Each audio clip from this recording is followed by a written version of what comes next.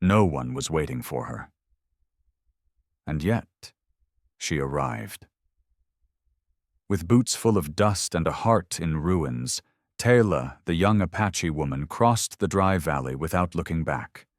She carried no letter of recommendation, no jewelry, no last name that demanded respect. The only thing that walked with her was the memory of a sentence that still burned in her chest. "You are not what I asked for." A man had said it to her during the last solstice moon, in front of half the settlement. He said it without anger, without shame, like someone returning a defective mule.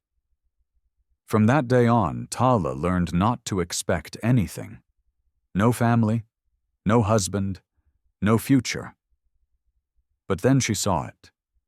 A piece of paper almost erased by the wind, pinned with a dry thorn to the wooden post beside the old market well. It read, in tight, trembling handwriting, "Widower. 3 children. I need help. Urgently. Come to Broken Trail." Most would have ignored the note or laughed at its desperation. But Tala didn't. Because she understood what it meant to need, with no one left to ask. She crossed deserts on an empty stomach, sold her last medicinal herbs for a piece of bread. And when she reached the agreed place, an old trading camp where horses were tied among thorns and dust, other women were already waiting. Clean dresses, neat braids, false smiles. They spoke of the widower as if he were a prize they could compare among themselves. "If he only pays 10 coins, I won't even look at him," one said with superiority. "And caring for 3 children for that misery?" Another let out a laugh. "I want a private room. And Sundays off. I'm not ruining my hands for his brats." Tala said nothing. She stayed to the side, still as a shadow. That was when she saw him. A tall man, his face marked by sun and silence.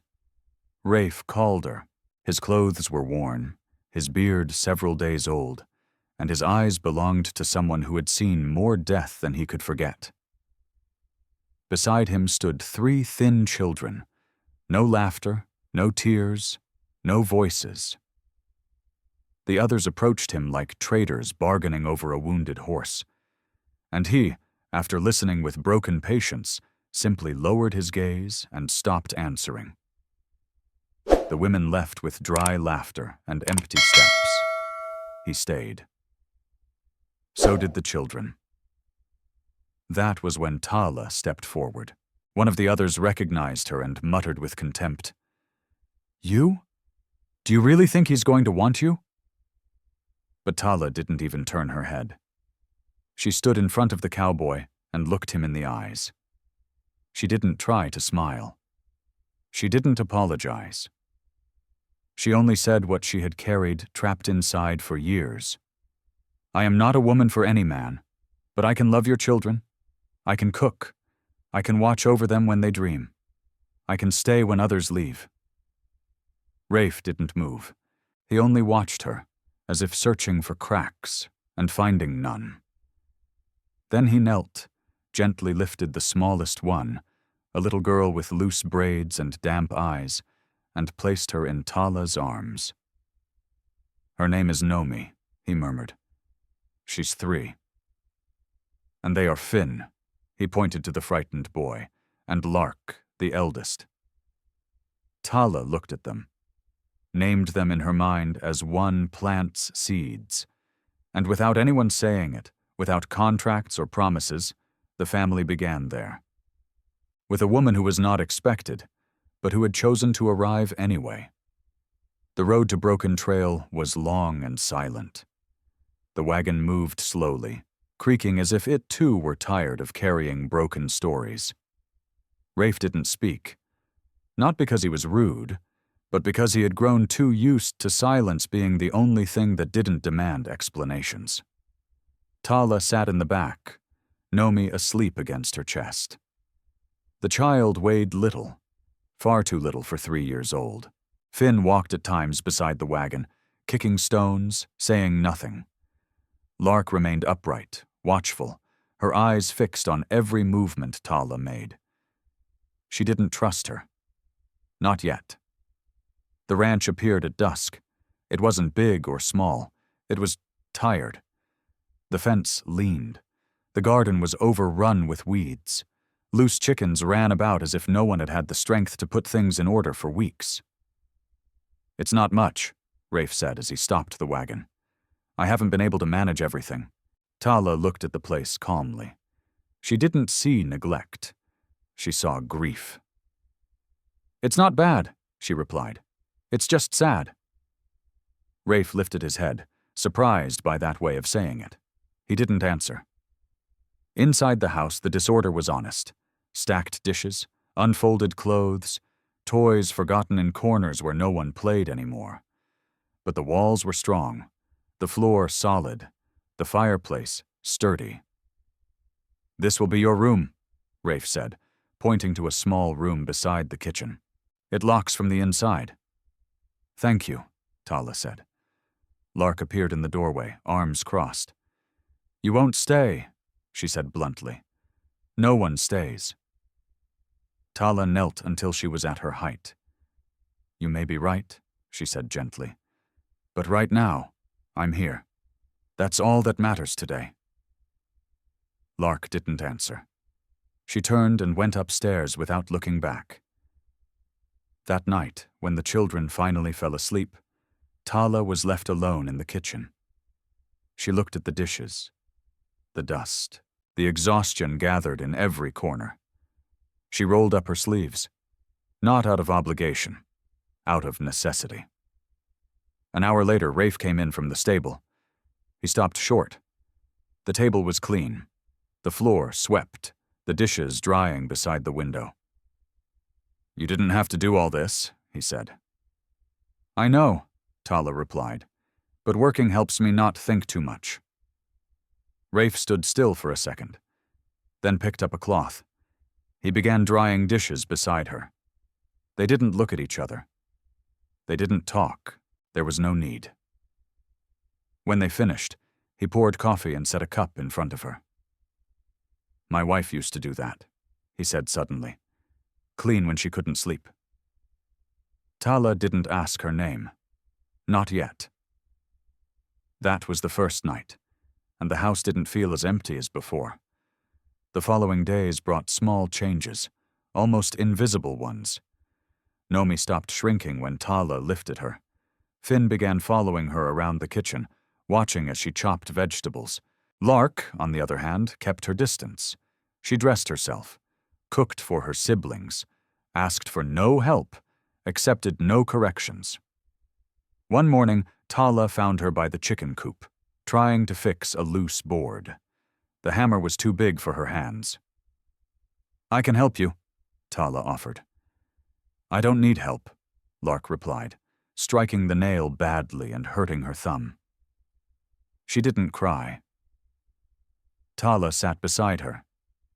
"Your mother taught you to take care of everything, didn't she?" Lark's face tightened. "Don't talk about her." "She taught you well," Tala continued. "You're strong, but you're a child." Lark pressed her lips together. "If I don't do it, no one will." Tala understood then. She wasn't being hard. She was protecting herself. "What if someone helped you carry that weight?" Tala asked. Lark didn't answer. She looked at the broken board. "I don't know how to fix this," she admitted softly. "And Finn only wants scrambled eggs. I always mess them up." Tala smiled faintly. "Then teach me how he likes them. You know them better than anyone." Lark looked up, surprised. "Really?" "Really." It was the first crack in the wall. That afternoon, Lark came into the kitchen holding Nomi's hand. "She won't sleep unless someone braids her hair," she said. "Mom always did it." Tala sat with them on the porch. Lark guided her hands. Awkward at first, steady after. "Mom used to sing," Lark whispered. "What did she sing?" Lark began, her voice trembling. Tala followed when the words broke. Nomi fell asleep between them. From the doorway, Rafe watched without being seen. For the first time in months, the house breathed, and without anyone saying it out loud, something began to take shape. Not a contract, not a promise, something more dangerous. Hope. The days began to fit together like stones in a river. No promises, no grand gestures, just routines Tala learned to read. When Finn hid under the table, when Nomi's eyes began to close before noon, when Rafe came out of the stable with more weariness than mud. The house didn't speak, but its corners were full of history, and Tala knew how to listen. Lark, however, remained a closed door. She asked for nothing, left no space.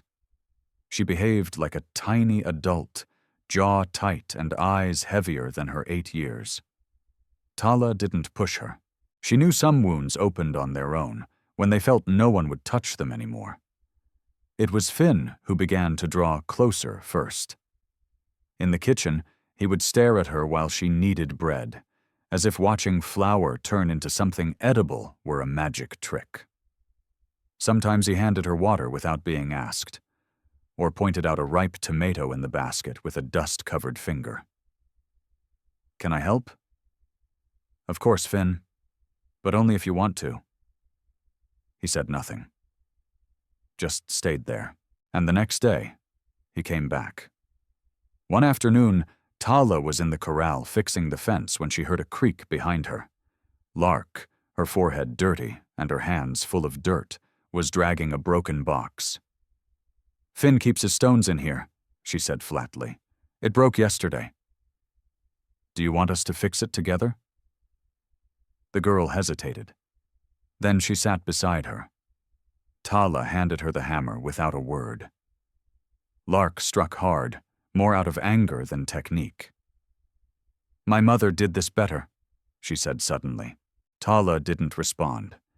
She just held the board in place. She had a way of making everything feel easy. "Do you miss her?" Lark didn't answer, but her hands stopped trembling. "Finn doesn't remember her," she murmured. "Nomi even less, only I remember. If I forget, who's going to tell them what she was like?" Tala set the hammer down. "You don't have to carry that alone, Lark. You can tell it. When you're ready, I'll be here to listen." The girl took a deep breath. Then she stood and walked away without another word. But the next day, she brought a notebook filled with clumsy drawings. One was of a woman with braids, standing beside a garden. Another, of a hand holding a child's hand. Tala didn't say anything. She only looked at it with respect. That week, something changed. Lark no longer avoided contact as much. Now and then, she corrected the way Tala cut the fruit, or told her that Nomi didn't like warm milk. Finn laughed more. Nomi slept more deeply. And Rafe watched her. Not the way men look with desire, but like someone witnessing something he doesn't want to break. As if Tala were a deer that had come on its own, and any sudden noise might scare her away. One night, after dinner, Lark brought a blanket. "She wove it," she said, handing it to Tala. "Mom, she used it when we got sick." Tala took it with slow hands. It smelled of smoke, of dry earth, of history. "Thank you for sharing it with me. I want you to use it now." Tala felt a knot in her throat. She didn't say anything. She just held it against her chest. Before going to sleep, Rafe stepped out onto the porch. Tala was already there, the blanket over her shoulders and her bare feet on the wood. "I hadn't seen them like this since," he began, but didn't finish. "You don't have to say it," Tala replied without turning. "I want to say it. I just don't know how." She waited. She didn't push him. "Since she died," he finally said, the house went silent. "I moved out of obligation, not hope. You brought something different." I don't know what it is, but I don't want it to leave. Tala looked at him. The breeze moved her braid as if it, too, were listening. I don't want to leave either. And there they stayed, sitting, without touching, without more words. Because sometimes, in the Old West, the bravest thing wasn't to shoot, but to stay quiet beside someone. Mornings on the ranch began before the sky changed color. Tala was usually the first to rise, not out of duty, but out of habit. She heated water, set porridge to cook, and stepped onto the porch to listen to the slow creak of the land waking up. Rafe was no longer surprised to see her there. Sometimes he passed by with a slight nod, sometimes not even that. But his step had grown lighter, and that, for Tala, was already something. Inside, the children were changing too. Finn began to laugh from his belly, not just his mouth. Nomi clung to Tala's arm, as if it had always been hers. And Lark... Well, Lark was still dry ground, but Tala had learned to see the cracks where green was beginning to show. One afternoon, while Tala washed clothes by the creek, Lark sat down beside her without saying anything. She brought no clothes, she brought no words. She just sat. "Do you know how to braid with 3 strands or 5? She asked suddenly. Tala looked at her. "With 5. But it doesn't always come out right." Lark nodded and pulled an old cord from her pocket. "Teach me." That same night, after dinner, Tala noticed something different. When she finished sweeping, she found the blanket folded on her bed, beside a wildflower, crushed but still alive. There was no note. There didn't need to be. Small gestures in that house carried more weight than any written words. A few days later, while Tala was baking bread, Finn climbed onto a stool and stuck his fingers into the flour. "What happens if you mix this with water?" "It depends. If you add yeast, it rises. If not, it gets hard as stone." "And what if you talk to it while it rises?" Tala smiled. "Then it tastes like something good." Rafe, who had come in quietly, froze when he heard her. His eyes rested on the scene as if he feared frightening it away. "You talk to the dough." "Sometimes," Tala replied, without looking at him. "Some things grow better when you speak kindly to them." Rafe stepped closer, stopping at the edge of the table, his hands dirty with soil. "My children, they've changed a lot since you arrived." "They were ready to bloom," Tala said. "They just needed space and a little warmth." He nodded, not with certainty, but with something more delicate. Gratitude, perhaps, or guilt. That night, Lark approached with her notebook. She opened it in silence. She had drawn the 3 of them, herself, Finn, and Nomi, beneath a tree. "This is how Mom used to tell us stories. Do you want me to tell you one tonight?" Lark hesitated. "Only if you appear in it too." Tala took her time before answering. But when she did, her voice was steady. "Then it will be a story about a sad house, 3 brave children, and a woman who didn't know if she deserved to stay. But stayed anyway, and at the end? At the end, not everything is fixed. But something does bloom." After putting the children to bed, Tala went out onto the porch. Rafe was already there, sitting, carving wood with a worn knife. He didn't say anything when she sat beside him. "Today in town they asked me if you were my wife," he said suddenly. Tala remained silent. "I didn't know what to say." "And what did you want to say?" "That I don't know yet." She looked at him, serious. "I'm not here to fill empty spaces, Rafe, nor to replace anyone." "I know. But you're here, and that has already changed everything." Tala lowered her gaze. touched the hem of her dress with calloused fingers. "I didn't come looking for love," she whispered. "I only came so I wouldn't feel invisible." "Well, here you're not," he said. There was a pause. The wind slipped through the roof beams like an ancient sigh. "And you?"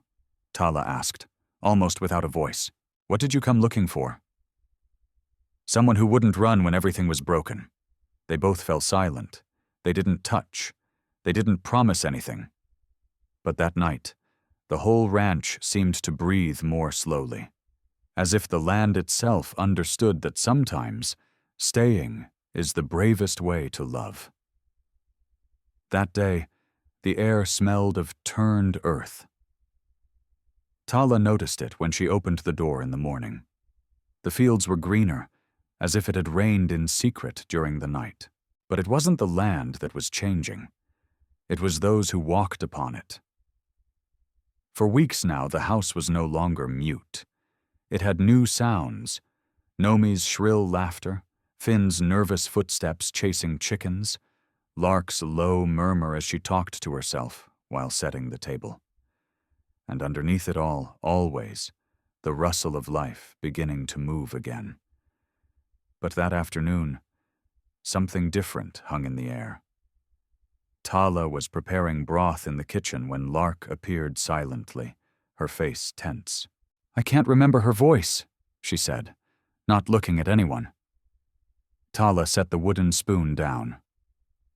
"Your mother's?" The girl nodded. She bit her lips as if each word cost more than the last. "I know she used to sing. I remember that she did. But I don't remember how she sounded." Tala dried her hands on her apron and knelt down. "That doesn't mean you've forgotten her."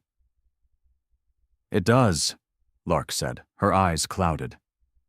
"If I forget her voice, then she's really gone." Tala took her hand, small but steady, like the heart she carried inside. "What if we sing what you remember, even if it doesn't sound the same, even if it's not exact?" "I don't remember the whole song." "Then we'll make up what's missing." That night, as the sun went down, the three of them sat on the porch: Lark, Tala, and Nomi. Finn was on the ground, drawing lines in the dirt with a stick. Rafe watched from the shadow of the stable, without interrupting. "How did it start?" Tala asked. Lark closed her eyes. "When the sun sleeps, the stars come," she whispered. Silence followed. Nomi blinked. Tala hummed a soft note. "To tell you that Mama loves you," Lark continued. Her voice broke halfway through. Tala carried it with a murmur. "Go to sleep, little heart. The wind is singing for you." Lark took it up again. Nomi settled into her lap. The song was more memory than melody, more comfort than music. When they finished, Nomi hugged Tala tightly. Then, without hesitation, she wrapped her little arms around Lark as well. For the first time, it was the older girl who returned the embrace. "I miss Mom," Nomi said. "Me too," Lark replied. Finn looked up from the ground. "And can we love Tala too, without forgetting Mom?" The children's eyes turned to Lark. The decision wasn't the adults'. It was hers. "Yes," she said at last. "We can." That night, when everything was quiet and only the fire crackled inside, Lark knocked on Tala's bedroom door. "I'm tired of being strong all the time," she whispered. Tala didn't ask anything. She just opened her arms, and in them, the girl finally broke.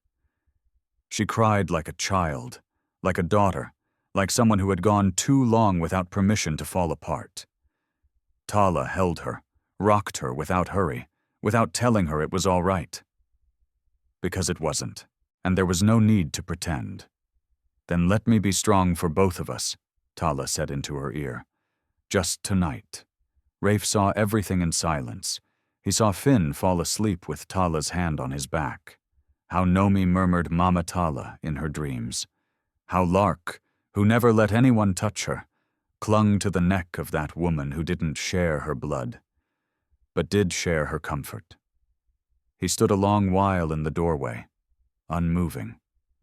He didn't know whether what he felt was relief or fear.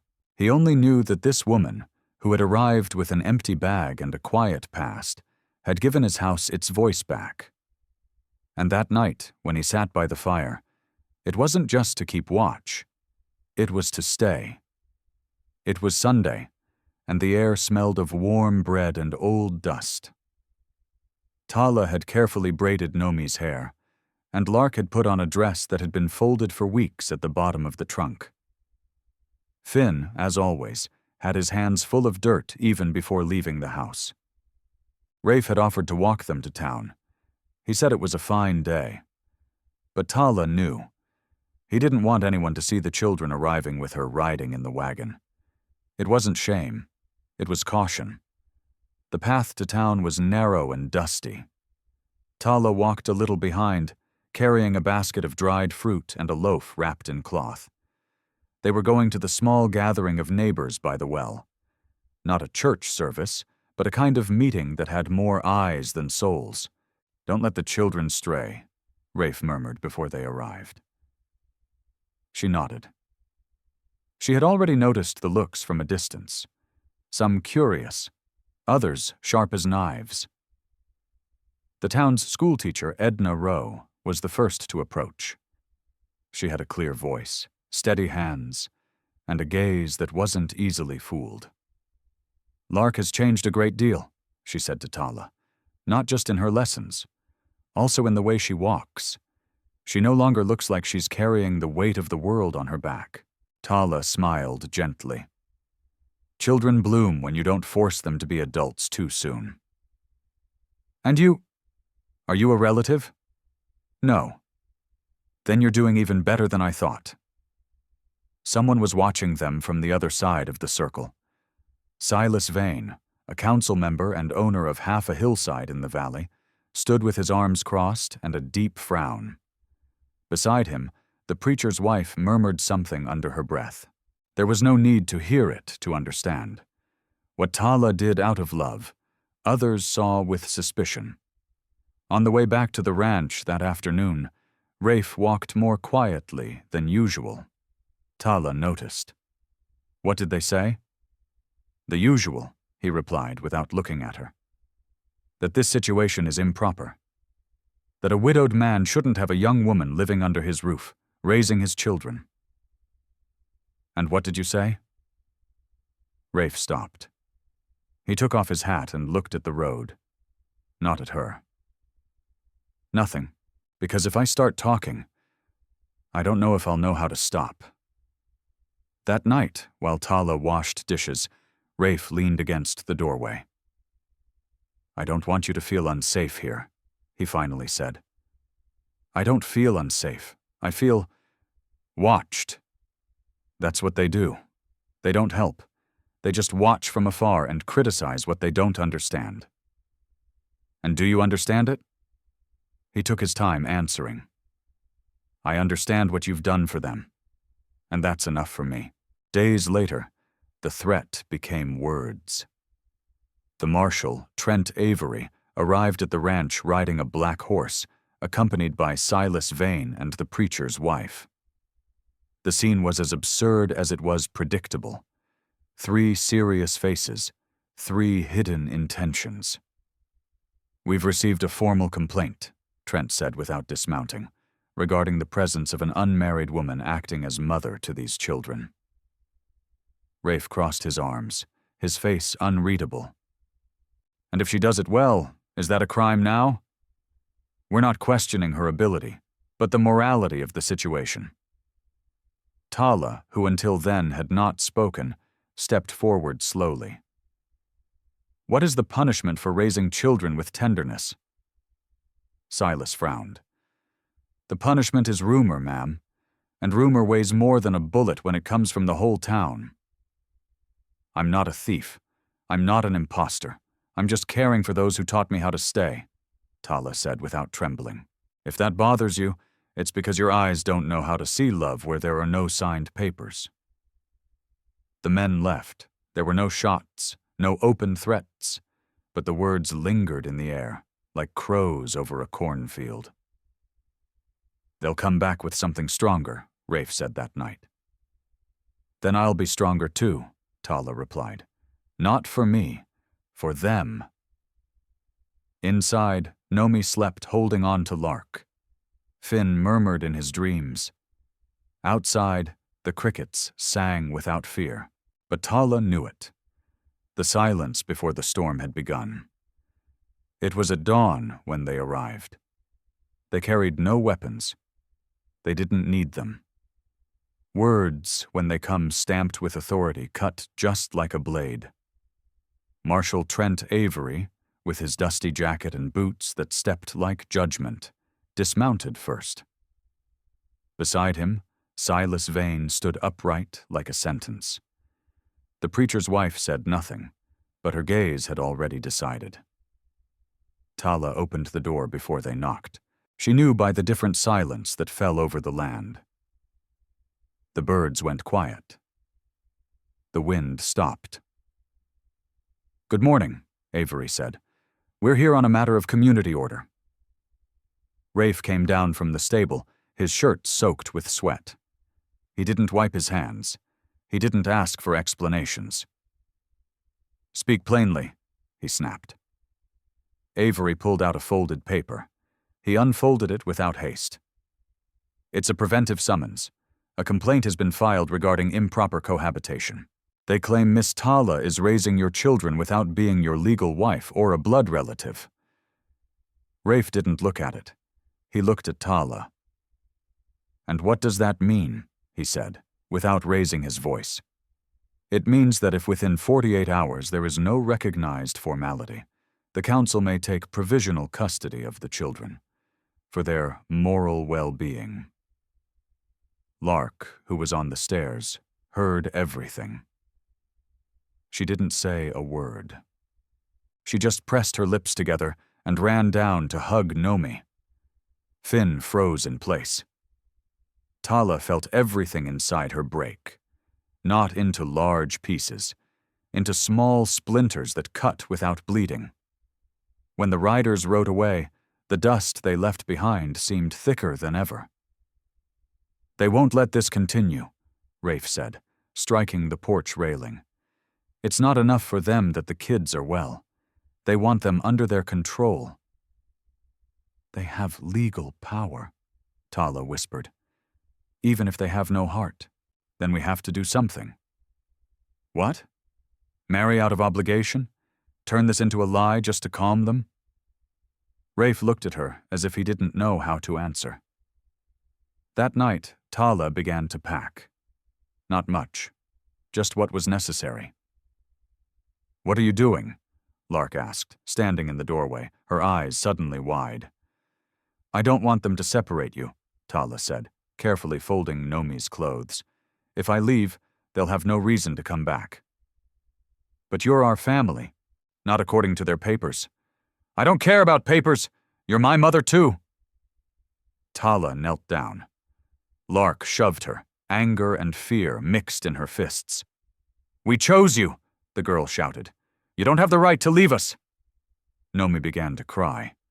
Finn stepped closer, clutching Tala's hand. "Are you leaving too, like Mom did?" Tala couldn't speak. She stayed still. Her voice wouldn't come. It was Rafe who spoke from the doorway. "She's not leaving." Tala looked at him. "If I stay, you risk losing them. If you leave, I lose them anyway." The next morning, Rafe rode towards the town council. Tala stayed home, the children glued to her shadow. No one played. No one asked for bread. They just waited. When Rafe returned, dust clung even to his eyelashes. But there was also a decision nailed into his face. "I'll call a public meeting, in front of everyone. No more closed doors. No more cowardly whispers. We're going to fight this where everyone can see it." Tala held his gaze. "And if it doesn't work, then we'll leave together, As a family, even if they don't understand what that means? Tala took a deep breath. For the first time since she arrived, she didn't feel alone in her pain. Rafe wasn't a man of many words. But when he spoke from the place that hurt the most. That night, when Nomi asked to be tucked in, Tala sang her an invented song. The same one Lark had once helped her remember. Lark said nothing. She just lay down beside her. Finn climbed into her bed without asking. And so, in that small house with the crooked roof and rumors pressing down on it, Tala understood something that made her eyes burn. It doesn't matter how much noise comes from outside. What is built with truth and tenderness is not easily torn away. The sun hadn't finished rising when Rafe was already saddling his horse. Tala watched him from the kitchen without speaking. She knew what was coming. The day before he had said, "We're going to fight this." But they still didn't know how, or how many would be willing to listen. "What if no one believes you?" Tala asked, a damp cloth still in her hand. "I'm not going to speak so they believe me. I'm going to speak because I'm done staying silent." The meeting was held in the town's central square, where every Sunday sacks of flour, firewood, or seeds were traded. This time there was no market, but there were looks. Country folk, hardened by wind, used to judging from afar. Some with arms crossed, others with sharpened tongues. Marshal Trent Avery, standing beside the well, kept a stern face. At his side, Silas Vane watched as if he already knew the ending of the story. But Rafe wasn't alone. He arrived with Lark on one side, Tala on the other, and Finn and Nomi clutching his coat. The whispers started immediately. "There he comes with that Indian woman. And who does she think she is? Playing mother. If she had any shame, she'd be gone already." Rafe climbed onto a small wooden bench and raised his voice. "This town has seen me raise cattle, bury my wife, and feed my children on nothing but hard bread and sadness. And none of you came to ask if I needed anything." Silence. "But now that those children smile, that they sing again, that they have a woman who listens to them and cares for them, now you want to interfere. Why? Because you don't like how it looks? Because you don't understand affection without papers?" Some lowered their eyes. Others didn't. "If what bothers you is that we didn't sign a paper, then listen carefully. My children aren't asking for a paper mother. They're asking for Tala, because she was the only one who stayed when no one else wanted to stay." Lark stepped down from the bench and moved forward on her own. "I'm 8 years old," she said, her voice trembling. "And I know when someone stays out of obligation and when someone stays out of love. Tala never forced me to love her. I chose her. We chose her. My mother died 2 years ago. Since then we didn't sing. We didn't eat together. We didn't laugh. Until she arrived. She didn't try to be my mother. She was just my Tala. And that was more than enough." Some eyes began to fill with tears. Not all, but some. Tala stepped forward slowly. She hadn't planned to speak, but Lark took her hand, and she understood she could no longer remain silent. "I didn't come here looking for a place. I came because I saw a girl tired of being an adult, a boy who no longer knew how to play, and a baby who slept without arms around her. I came because I couldn't pretend not to see that. I didn't ask to be a mother. I only asked for permission to stay. And they gave it to me, before any law or signature ever could." She turned toward the marshal. "If this isn't family, then you haven't understood anything about life in the West." For the first time, Trent Avery seemed to hesitate. He said nothing, but he didn't repeat the threat either. He simply tucked the document back into his pocket. Silas Vane frowned. The preacher's wife crossed herself, and an old man, from the back, raised his voice. "I lost my wife 10 years ago. No one came to see if my children were eating. I wish I'd had a Tala in my house. One by one, some neighbors nodded. Not all, but enough. When they returned to the ranch, Tala didn't know if they had won. But for the first time, she didn't feel like she had to prove anything. That night, Nomi brought her a dried flower. Finn slipped a shiny stone under her pillow. Lark fell asleep with her arm wrapped around Tala's waist. And Rafe, seeing her there, simply said, "Whatever happens after this, we're already a family, whether they know it or not." Tala didn't answer. She only smiled, because for the first time, she no longer needed permission to stay. There were no bells or drums, just a murmur spreading through the town that, like storm wind, warned that something important was coming. The meeting was called on the open ground beside the old mill, where wheat had once been threshed, and now dignity was being tested. Some came out of curiosity, others out of obligation, and a few out of hope. Tala arrived with the children. Nomi slept in her arms. Finn clutched her skirt, and Lark walked straight, as if the ground itself knew it must not tremble beneath her steps. Rafe was already waiting, sleeves rolled up, eyes full of things that didn't fit into words. In the center, a simple table and 3 worn benches formed the most honest stage possible. "Are you sure you want to do it this way?" Tala asked him. "I don't want to hide what we are anymore. Let them see it. Let them hear it. And if necessary, let them sign it." When Marshal Trent Avery arrived, along with Silas Vane and other council members, the air grew tense. No one spoke out loud, but judgment could be felt. And fear.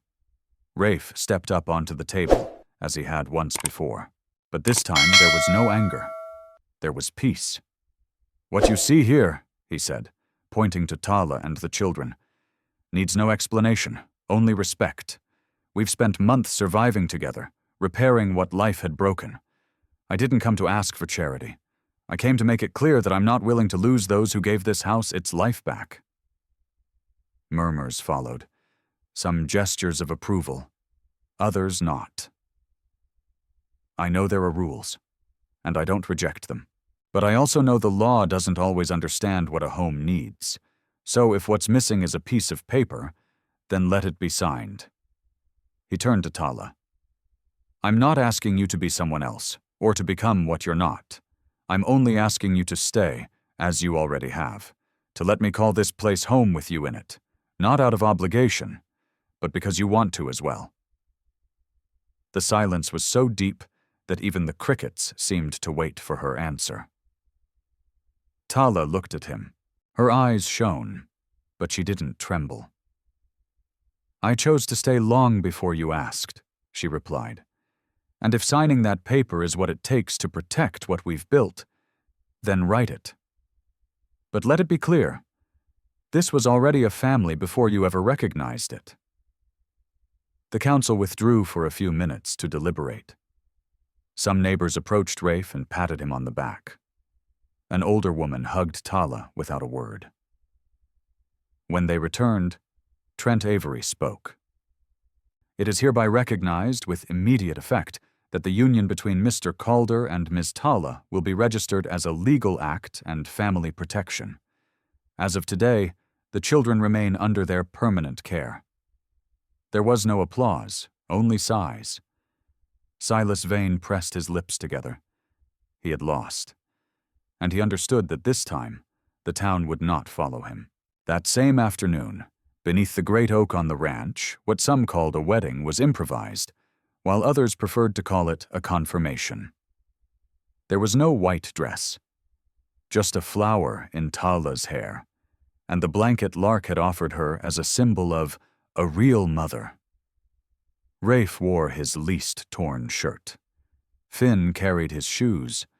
Nomi scattered flower petals without understanding why. The old man who spoke was neither judge nor preacher. He was simply someone who had seen enough to know when 2 people weren't pretending. "There are no promises here," he said, "only facts. And that is enough." That night, Lark wrote in her notebook, "Today we didn't win by shouting louder. We won by staying, by telling the truth without fear, and by loving without permission." And when Tala closed the door of the home, she herself had healed. She knew she needed nothing more. Because sometimes, what begins as a refuge ends up being the place where one chooses to grow old. 6 months passed, the land bloomed again, and with it, everything that once seemed asleep. The corn grew straight, the hens began laying regularly again, and even the trees around the ranch cast a different kind of shade. It wasn't magic, it was routine, work, shared life. Inside the house, the sounds were no longer empty echoes, but signs that someone was always nearby. Nomi ran barefoot, hair loose and laughter easy. Finn spent hours drawing strange figures on the ground, convinced he could invent a new language. And Lark no longer hid to cry. Now she wrote songs in her notebook, stories where mothers didn't leave, and men knew how to listen. Tala had planted her own garden behind the stable. She called it her corner, though Finn insisted on stealing onions from it to play at being a cook. Rafe left at dawn and always returned with dirt up to the collar of his shirt, but no longer with the same exhaustion.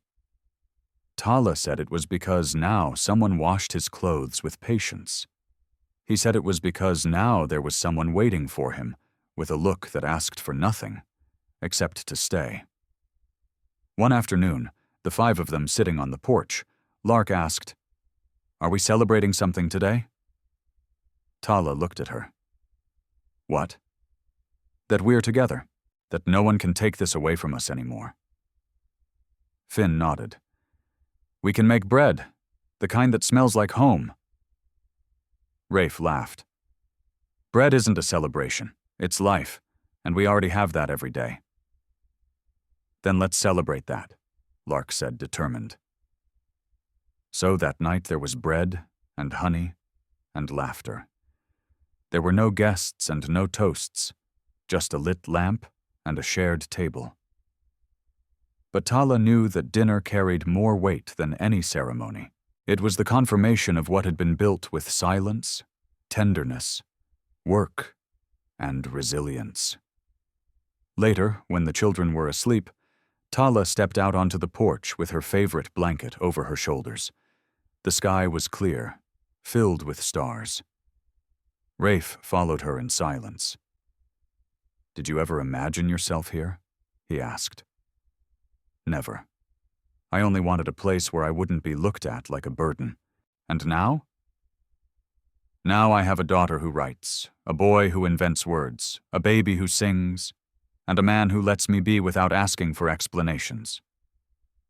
Rafe slipped his arm around her shoulders. "Then we're no longer half a family. We're whole." She rested her head on his shoulder. "Did you stay for them too?" He thought for a moment. "At first, yes. But now, I stayed for you." And so the day came to a close. No fireworks, no applause, just the creak of wood beneath their tired bodies, the sigh of wind through the trees, and the certainty that not everything that begins broken ends the same. Sometimes houses are rebuilt. Sometimes children learn to laugh again. And sometimes the women who were once rejected end up being the only thing that keeps a home standing. But tell me, you who have made it to the end, who do you choose to stay for when no one expects you to anymore?